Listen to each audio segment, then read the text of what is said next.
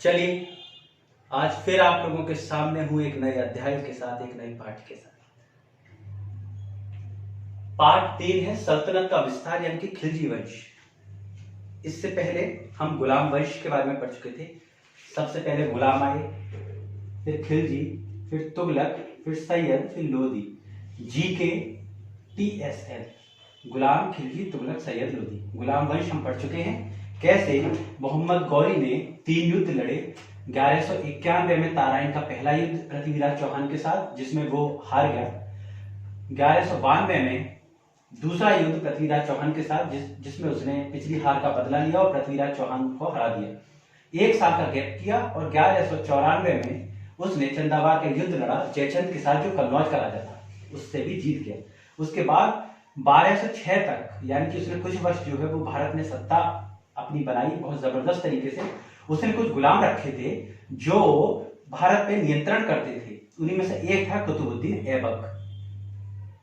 ऐबक ने क्या किया, उसके मरने के तुरंत बाद अपने आप को राजा यानी कि सुल्तान घोषित कर दिया कि भैया अब हिंदुस्तान का सुल्तान जो है वो अपुन है, अपुन सुल्तान है हिंदुस्तान का।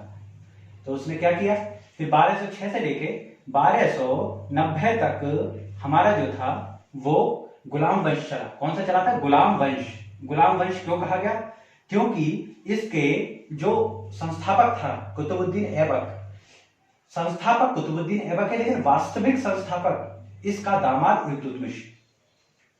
तो इसलिए इसको गुलाम वंश कहा गया। गुलाम के बाद आए खिलजी वंश। अब खिलजी वंश कैसे आते हैं उसके बारे में हम जान लेते हैं। चल, सबसे पहले एक बहुत छोटा सा हमारा प्यारा भारत बना देते हैं, ताकि आपको इस बात का अंदाजा रहे कि इसके लिए ही जीना है और इसके लिए ही मर जाना है। तेरी आँखों के सिवा दुनिया में रखा क्या है। ये रहा हमारा प्यारा भारत, ये रहा हमारा प्यारा भारत। ये हमने देखो नीचे बना दिया छोटा सा श्रीलंका, क्योंकि हम दूसरे देशों का भी सम्मान करते हैं। ठीक है, अब क्या हुआ, इस टाइम ये भारत जो था वो लगभग यहां तक पूरा भारत कहलाता था। तो हम भारत की जब बात करेंगे तो इतने पूरे की बात करेंगे बजाय इतने की, क्योंकि ये तो बाद में आके जो है वो अलग हुआ है। ठीक है, तो आशा करता हूं कि आप मेरे इस विचार का भी सम्मान करेंगे। चलो, यानी कि हमने कहां तक पढ़ लिया था। सबसे पहले गुलाम वंश में कौन आए? कुतुबुद्दीन ऐबक। उसके बाद उनके दामाद इल्तुतमिश।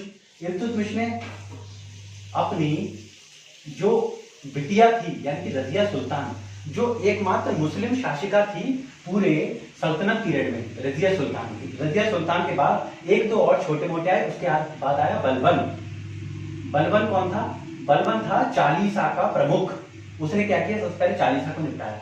बलबन के सबसे बड़े बेटे महमूद की मृत्यु कर दी चंगेज खान ने, यानी कि मंगोलों के आक्रमण में। उसके बाद उसे गीता का ज्ञान प्राप्त हुआ। उसे लगा कि भैया ये सारी दुनिया मिथ्या है, जीवन में कुछ नहीं है, कोई पद प्रतिष्ठा मान मर्यादा कुछ नहीं है, सारे व्यक्ति एक समान है। मैं किस लोभ में जी रहा हूं, मैं किस लालच में हूं, मैं क्यों सत्ता को हड़पने के चक्कर में ऐसी गम तैसी कर रहा हूं। इसलिए इस सब चीज को त्याग देना चाहिए। जैसे ही व्यक्ति के मन में ये वाली आशा फूटी, ये सारी चीजें व्यर्थ हैं, उसने तुरंत क्या किया, उसके जो पूरे भारत में तुर्क और अफगान 2 लोग ही तो आए थे। एक तो तुर्क आए थे राज्य करने और एक आए थे अफगान। तो जो तुर्क और अफगान थे, यानी कि अफगान का एक और वंश था जो खिलजी से आया हुआ था, जिसको हमने कहा खिलजी। ठीक है, तो इन्होंने यानी कि अफगानों यानी कि खिलजी और तुर्क में विद्रोह शुरू हो गया हिंदुस्तान की सत्ता को हासिल करने का। सत्ता का केंद्र सबसे पहले तो लाहौर में होता था राजधानी, लेकिन अब लाहौर से कहां आ गई है? दिल्ली में। यानी कि अब जो है दिल्ली दिल कहा जाता है, इसलिए उसकी राजधानी दिल्ली चल रही है पूरे भारत की। अब खिलजी में सबसे पहले एक व्यक्ति आता है जिसका नाम होता है, बहुत ही खूबसूरत, बहुत ही समझदार व्यक्ति, जिसका नाम था जलालुद्दीन। जलालुद्दीन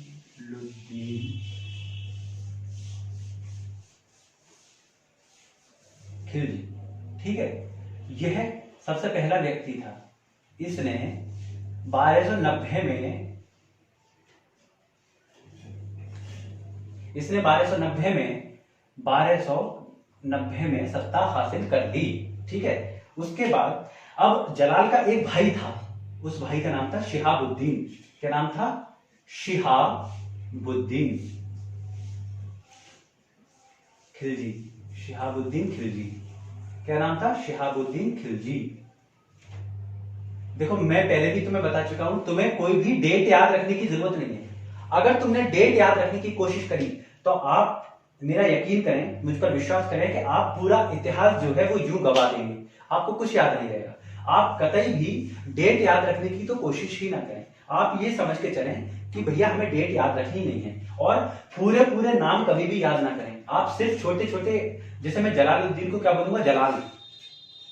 जलालुद्दीन को मैं जलाल बोलूंगा। तो जलाल का एक भाई था, बड़ा भाई, जिसका नाम था शिहाबुद्दीन। तो ये कौन था? बड़ा भाई था, छोटा भाई था? ये बड़ा भाई था,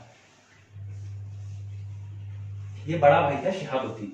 अब शिहाबुद्दीन, अब जलाल के बाद उसका भतीजा, जिसका नाम था अलाउद्दीन खिलजी। अभी मैं बताऊंगा कि अलाउद्दीन खिलजी आपको याद है कि कौन था, लेकिन आप भूल चुके हैं। अभी जैसे ही मैं आपको बताऊंगा वैसे आपको याद आ जाएगा। अलाउद्दीन खिलजी। अलाउद्दीन खिलजी ने सबसे ज्यादा समय बिताया राजगद्दी पे, खिलजी वंश में। ठीक है, अलाउद्दीन खिलजी, यानी कि जलालुद्दीन का कौन था? भतीजा। भतीजा, ठीक है, भतीजा, यानी कि इनका पुत्र था, ये इनका पुत्र था। ठीक है, अब इसने क्या किया? अलाउद्दीन खिलजी जो था वो बहुत ही महत्वाकांक्षी था, बहुत ही ब्रिलियंट, बहुत ही टैलेंटेड व्यक्ति था। तो उसने जलालुद्दीन यानी कि अलाउद्दीन खिलजी ने सत्ता हासिल कर ली।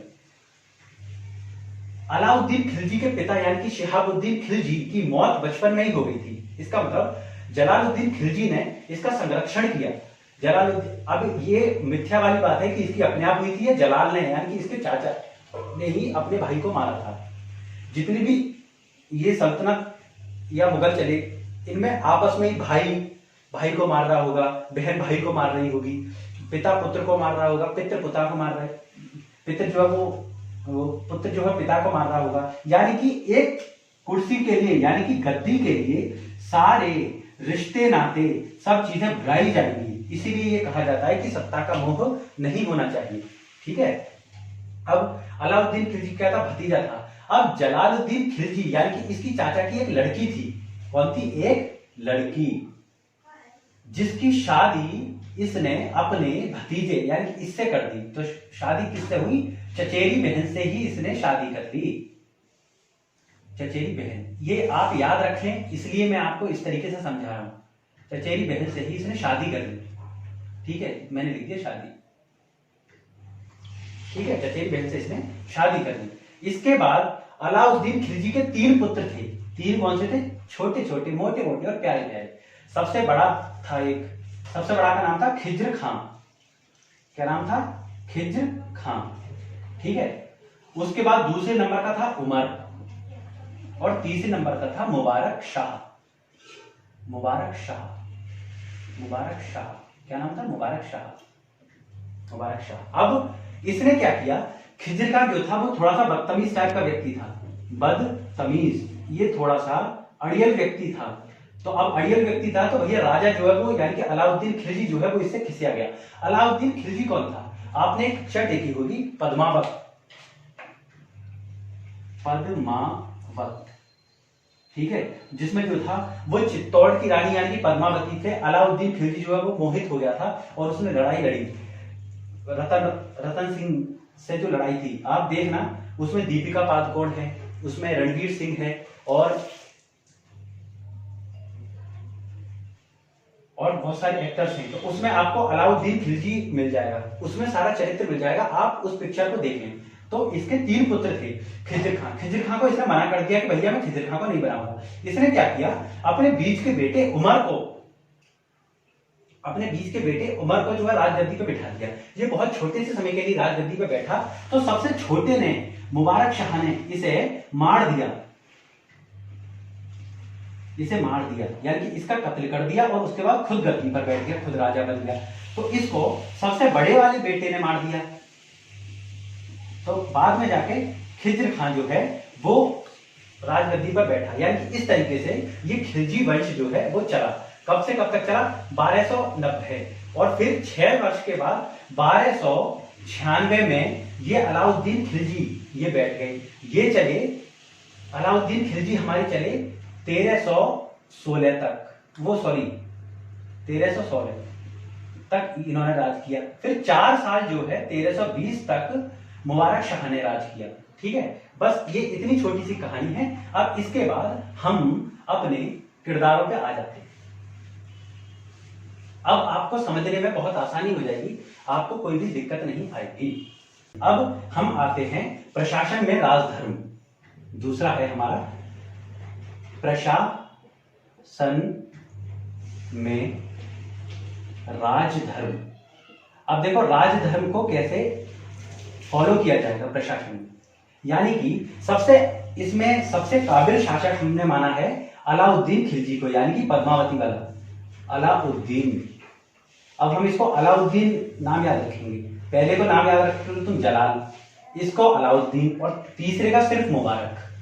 ठीक है, धीरे धीरे करके आपको जब ये नाम रट जाएंगे तो आप देखेंगे कि आपको पूरे नाम भी याद हो गए, परंतु आप पहले याद रखने की कोशिश ना करें। अब जो इससे पहले यानी कि जलालुद्दीन खिलजी था, जो इसका चाचा था, वो क्या था? बहुत ही उदार व्यक्ति था। वो हर धर्म का जो था वो सम्मान करता था, हर धर्म का सम्मान करता था, हर धर्म का सम्मान करता था। लेकिन इसमें ऐसी क्वालिटीज नहीं थी। तो इसने क्या किया? इसने सबसे पहले तो अपने चाचा का जो उदारवादी दृष्टिकोण था, उस उदारवादी दृष्टिकोण की ऐसी कम तैसी कर दी। यानी कि उदारता, उसने उदारता को सबसे पहले उदारता को त्यागा कि उदारता खत्म करो। आप जितने ज्यादा विनम्र होंगे उतने ही ज्यादा लोग आपको झुकाएंगे। तो सबसे पहले इसने उदारता खत्म करी। वो हर धर्म का सम्मान करता था, तो हर धर्म के सम्मान की भी इसने ऐसी कम तैसी करी, हर धर्म के सम्मान की। अलाउद्दीन खिलजी ने हर धर्म के सम्मान की भी ऐसी कम तैसी कर दी। तो देखो मैंने ये भी काट दिया। अब हुआ ये कि उस वक्त यानी कि अलाउद्दीन के समय में या इसके चाचा के समय में, खिलजी डायनेस्टी में, भैया देखो खलीफा भी हुआ करते थे जो अरब साइड के थे। ठीक है, और अमीर और सरदार भी हुआ करते थे, अमीर और सरदार भी हुआ करते थे। ठीक है, और क्या होते थे? उलेमा भी होते थे। उलेमा का मतलब हो गया जो पंडित वगैरह हों, जो बहुत ही धार्मिक समझ रखते हों। तो इसने क्या किया? इसने राजनीति और राजधर्म में, यानी कि राजनीति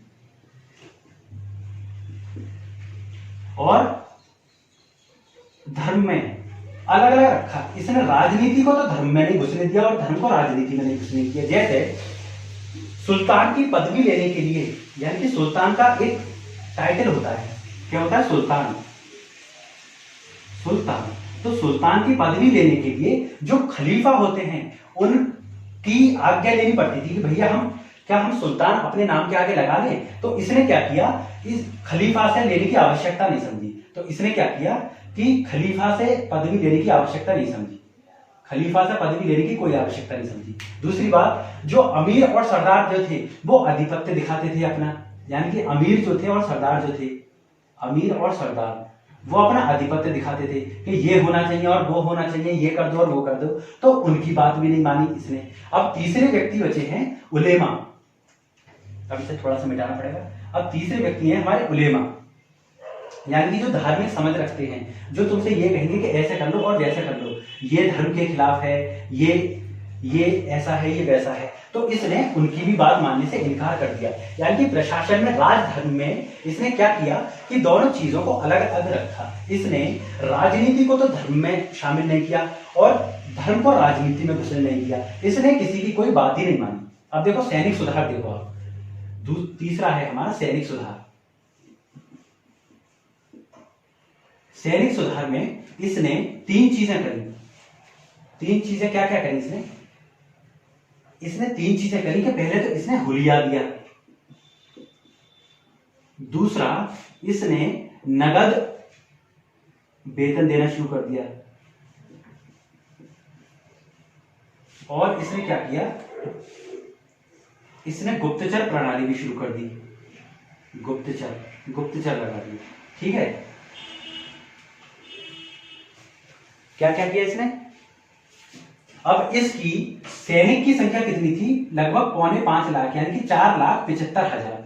अब इतनी सैनिकों की संख्या के लिए इसने क्या किया, एक तो इसने हुलिया दे दिया, यानी कि इसने ये डिसाइड कर दिया कि भैया ऐसे व्यक्ति जो हैं वो सैनिक ऐसे कपड़े पहनेंगे, जैसे अभी हमारे भारत की आर्मी जो है वो खाकी, यानी कि पुलिस जो है वो खाकी कलर के कपड़े पहनती है, आर्मी जो है वो चकत्ते वाले कपड़े पहनती है, और जो सीआरपीएफ है वो थोड़े से नीले कलर के कपड़े पहनती है। तो इस तरीके से इसने ये हुलिया दे दिया। इसने हुलिया देने के साथ अब देखो इसने भ्रम फैलाया। अब इसकी आप दिमाग के ऊपर देखिए, इसने लोगों को तैयार कर दिया कि लोगों को ये समझ में आए कि भैया ये जो है इस हुलिया के व्यक्ति सैनिक हैं, यानी कि जहां कहीं भी ये देखें हमें राजा के खिलाफ कोई बात नहीं करनी है, राजा से किसी भी प्रकार बगावत की कोई खबर नहीं पहुंचने देनी है। साथ ही उसने ऐसे व्यक्ति भी तैनात कर दिए जो साधारण कपड़े में होते थे, तुम्हारे और मेरे जैसे गुप्तचर, यानी कि अंदर की बात कैसे निकालनी है, राज कैसे करना है, इसके लिए उसने 2 काम किए। एक तो उसने हुलिया दे दिया ताकि लोग भ्रमित हो जाएं, दूसरी बात उसने गुप्तचर भी रख दिए ताकि लोग के अंदर की बात है। नकद वेतन का मतलब था उसने पर्टिकुलर वेतन देना शुरू कर दिया, वेतन देना शुरू किया। इस बात को आप यहीं पे डॉट लगा दीजिए, क्योंकि आगे यही बात मैं फिर दोबारा उठाऊंगा जब मैं आपसे कृषि और बाजार के नियंत्रण पे बात करूंगा।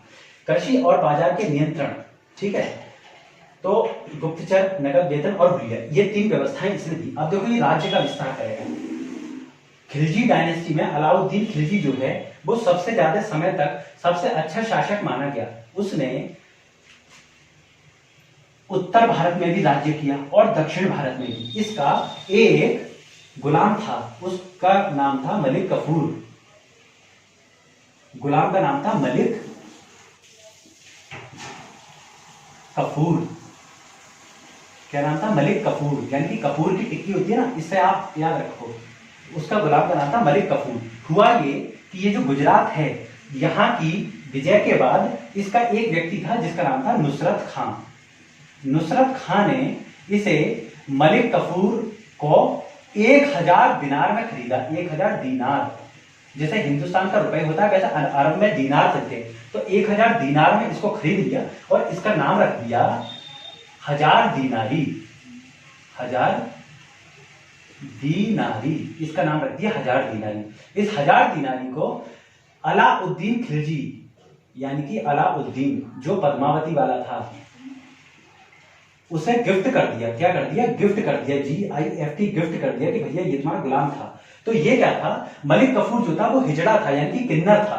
तो इसने क्या किया, राजा ने स्वयं, यानी कि अलाउद्दीन ने स्वयं तो उत्तर भारत पे शासक किया, और मलिक कफूर की मदद से इसने दक्षिण भारत में मदुरई तक पहुंच गया था ये। यानी कि लगभग एक तरीके से पूरा भारत, छोटे मोटे राज्य को बीच में छोड़ दिया जाए तो पूरे भारत पे अलाउद्दीन खिलजी का शासन लगभग हो गया था। तो राज्य विस्तार इसने किसकी मदद से किया, मलिक कफूर से। अब ये क्या था, ये चित्तौड़ भी गया जहां पे पद्मावती यानी कि राजा रतन सिंह से लड़ाई हुई, रणथंभौर गया। इसी तरीके से इस मलिक कफूर जो था वो वारंगल और समुद्र द्वार वगैरह वगैरह पूरे इसमें चलता है। ठीक है, तो अब राज्य एवं विस्तार की बात हम कर चुके हैं। अब 5वां है अमीर और सरदारों पर नियंत्रण। अब हमारा 5वां टॉपिक है अमीर और सरदारों पर नियंत्रण। अमीर और सरदारों पर नियंत्रण। ठीक है, अब देखो अमीर और सरदार क्या करेंगे, अपना आधिपत्य जमाना चाहेंगे राजा के ऊपर कि भाई हमारे कहने से ये काम होना चाहिए, हम जो कह रहे हैं वो तुम करो। तो इसने क्या किया, इसने ये सोचा कि भैया मेरी जो है वो खिलाफत हो रही है, खिलाफत। तो इसने क्या किया, इसने कुछ उस खिलाफत को कम करने के लिए इसने कुछ अपना दिमाग चलाया। इसने कहा पहली बात, मैंने जो भी लोगों में धन बांटा है वो मैं वापस ले रहा हूं। तो बांटा हुआ धन इसने वापस ले लिया, यानी कि इसने क्या किया, बांटा हुआ धन वापस ले लिया। क्यों किया इसने ऐसा? क्योंकि जब व्यक्ति के पास धन ज्यादा होता है तो उसके दिमाग में एक चुलबुली रहती है, एक प्रकार की बदतमीजी शुरू हो जाती है। तो इसने ये कहा कि भैया मैंने जो तुम्हें धन दिया है वो मैं तुमसे वापस ले रहा हूं, ना तुम्हारे पास धन होगा और ना तुम्हारा दिमाग जो है वो फालतू की बातों में लगेगा। दूसरी बात, इसने क्या किया, जो अमीर लोग थे, अमीरों को आपस में मिलना जुलना बंद करवा दिया। मिलना जुलना क्या करा दिया, आपस में मिलना जुलना इसने बंद करा दिया। क्योंकि अब जैसे ये क्या करते थे, ये रात को जो वो शराब पीते थे, जब ये रात को शराब पीते थे तो राजा के खिलाफ षड्यंत्र कर सकते थे। तो इसने क्या किया, इसने जो भी मधुशाला वगैरह थी, जो भी शराब पीने की जगह थी, जहां पे लोग सामाजिक तरीके से इकट्ठे हो सकते थे, उन सब पे पाबंदी लगा दी, उन सब पे प्रतिबंध लगा दिया। इसने अमीरों को आपस में मिलने ही नहीं दिया। अब जैसे शादी ब्याह जैसे जो सामाजिक कार्यक्रम होते थे, शादी विवाह जैसे जो सामाजिक कार्यक्रम थे, उन पे भी राजा की अनुमति का वो लगा दिया कि भैया पहले तुम अनुमति लो राजा से, अगर तुमने अनुमति नहीं ली तो हम तुम्हें शादी नहीं करने देंगे, अगर तुम अनुमति लोगे तो तुम शादी कर सकते हो। तो इसने अमीर और सरदारों पर इस तरीके से नियंत्रण पाया। ठीक है, अब हमारा छठा है कृषि और बाजार। अब देखो कृषि में इसने क्या किया, कृषि में सबसे पहले इसने कृषि पर एक कर लगाया। ठीक है, तो इसने कर की व्यवस्था करी। कर का मतलब होता है टैक्स, TAX, यानी कि राजस्व वसूलता था ये। दूसरी बात, इसने कृषि में विश्वा नाम की प्रथा शुरू कर दी, यानी कि विश्वा नाम का एक टैक्स लिया जाएगा। उसका क्या था, विश्वा का आधा टैक्स, यानी कि जो भी उपज है उसका आधा जो है वो सरकार के उसमें जाता था, यानी कि अलाउद्दीन खिलजी के पास जाता था। ठीक है, अब इसने बाजारों पे कैसे नियंत्रण किया, इसने बाजारों का नियंत्रण ऐसे किया, यानी कि बाजार, अब इसने क्या किया, इसने बाजारों में ये किया कि सबसे पहले तो एक मंडी बनवा दी, यानी कि जो भी अनाज वगैरह जो कुछ भी हो रहा है, सबसे पहले तो उसको, जो भी हमारा किसान है उसको पंजीकृत करवाना पड़ता था। जब वो पंजीकृत करवा लेता था तो इन्हीं मंडी में वो अपने आप को बेचने के लिए एक प्रकार का उसे एक राइट मिल जाता था, एक अधिकार मिल जाता था। जिसने पंजीकरण नहीं करवाया है वो इन मंडियों में बेच नहीं सकता था। दूसरी बात, उसने जो दैनिक जरूरतें होती हैं उनकी जो मूल्य होता है निर्धारित कर दिया, यानी कि मूल्य निर्धारित कर दिया। जब उसने मूल्य निर्धारित कर दिया तो अब कोई ज्यादा दाम पर नहीं बेच सकता था। अब मैं सैनिक वाली बात कर रहा हूं, जो मैंने तुमसे कहा था कि मैं कृषि और बाजार में इसका जिक्र करूंगा। अब देखो, अब इतनी सारी सैन्य व्यवस्था को मेंटेन करने के लिए, सही तरीके से उसका पालन करने के लिए पैसे की जरूरत तो होती होगी। तो उसने क्या किया, इन पंजीकरण से पैसा कमाया। दूसरी बात, अब उसने मूल्य निर्धारण कर दिए और वो दे रहा है नकद वेतन। जब वो नकद वेतन दे रहा है तो अब चीजों का मूल्य जो वो निर्धारण है, यानी कि 5 रुपए की कोई चीज है तो जब हम किसी को 10,000 रुपए दे रहे हैं तो उसे अपना जीवन यापन करने में कोई भी परेशानी नहीं आएगी, क्योंकि उसके पास जितना पैसा है उस हिसाब से वो खरीद सकता है। अच्छा, ये लोग कहीं बेईमानी करके भ्रष्टाचार से ज्यादा मूल्य में चीजें ना बेचते, उसके लिए उसने क्या किया, गुप्तचर लगा दिए कि भैया तुम पता करो, और जो भी पकड़ा जाता था उसको दंड दे दिया जाता था। तो ये कृषि और बाजार पर इसका नियंत्रण हो गया। साहित्य और कला का विकास देखते हैं हम। साहित्य और कला का विकास, 7वां है साहित्य और कला का विकास। देखो, साहित्य में एक व्यक्ति था अमीर खुसरो, बहुत बढ़िया कवि थे खुसरो। इनको तोता ए हिंद कहा जाता था, तोता ए हिंद का तोता कहा जाता था। इनकी खासियत क्या थी कि ये पहेलियों में शायरी लिखते थे। पहेलियां, यानी कि ये पहेलियों में लिखते थे। आपकी किताब में एक पहेली भी दे रखी है जो अमीर खुसरो साहब ने लिखी है, और उस पहेली का जवाब है पान। तो वो आप ये आपकी जिम्मेदारी है कि आप उस पहेली को पढ़ें और समझें। ठीक है, और इन्होंने क्या किया, अब इनकी कला में हम आपकी बातें बनाई जाए। एक अलाई दरवाजा नाम की चीज होती है, अलाई दरवाजा। इन्होंने अलाई दरवाजा बनवाया, और इन्होंने क्या बनवाया, एक इन्होंने हौज खास बनाई, दिल्ली में है हौज खास, हौज खास। और 1000 स्तंभ, यानी कि 1000 खंभों वाला, 1000 खंभों वाली एक जगह एक महल बनवाया इन्होंने, 1000 खंभों का एक महल बनवाया, ठीक है। यानी कि अलाई दरवाजा, हौज खास और 1000 स्तंभ, ये बस 3 चीजें आप याद कर लेना। बाकी ये आपका चैप्टर पूरी तरीके से संपूर्ण हो चुका है। मैंने वो भी पढ़ाया है जो आपकी किताब में नहीं दे रखा है, ताकि आप लोगों को समझने में आसानी हो। जब कभी भी आपको दिक्कत हो आप सिर्फ ये वीडियो देखें, उसके बाद आप पाएंगे कि सारी चीजें आपको क्लियर हो गई हैं। आप अपनी कॉपी जरूर बनाइए, लोगों के बीच में इसको शेयर कीजिए, ज्यादा से ज्यादा सब्सक्राइब कीजिए। बहुत बहुत शुक्रिया।